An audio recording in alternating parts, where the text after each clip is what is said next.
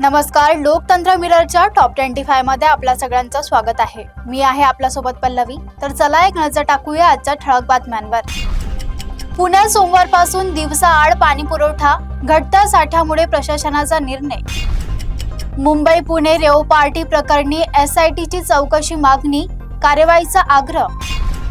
पुण्याच्या नीरल वाडेकरची जागतिक योगासन स्पर्धेत 2 सुवर्ण पदकाची कमाई।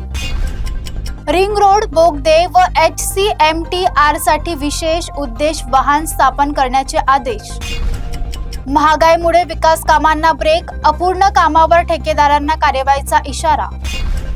कॉक्रोच जनता पक्षाचे आंदोलन जाहीर, तारीख आणि ठिकाण निश्चित। वाघोलीत बेकायदा बांधकामावर प्रशासनाचा बुलडोजर, नोटिसांची कार्यवाही सुरू।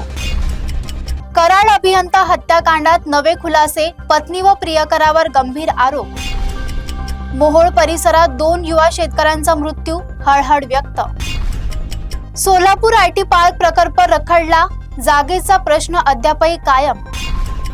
काही मोहरम कमिट्या बेकायदा, वक्फ अधिकाऱ्यांच्या अहवालाने खळबळ। चिकलठाण्यात अवैध वाळू उपसण्यावर धाड, 69 लाखांचा मुद्देमाल जप्त। मान तालुक्यात शेतकरी आंदोलनाला यश, उजनीचे पाणी नदीत सोडले। नसरापूर प्रकरणात मोठा पुरावा, CCTVतील व्यक्तीचा अटक। हिंगोलीत 5 दिवसांचे अभ्रक झुडपात फेकले, आरोपीचा शोध सुरू। तलाठी भरतीच्या नावाखाली लाखोची फसवणूक, कार्यवाहीची मागणी। राज्याच्या अर्थ खात्यावरून राजकीय चर्चांना वेग, राष्ट्रवादीकडे खाते जाणार। राज्यातील शेतकरी कर्जमाफी प्रक्रिया सुरू, उपमुख्यमंत्री शिंदे यांची माहिती। कर्जमाफीतील जाचक अटींवरून सरकारवर टीका, बँकांनाच आर्थिक लाभचा आरोप। एल निनो संकटावर AI चा आधार, 40 लाख शेतकऱ्यांना फायदा।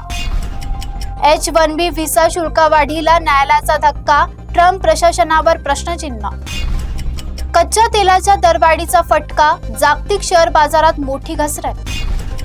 घनगडावरील कारजाई देवीची स्थापना छत्रपती शिवाजी महाराजांनीच केल्याचा ऐतिहासिक दावा। LPG गॅस सिलेंडर पुन्हा महाग, सर्वसामान्यांमध्ये नाराजगी।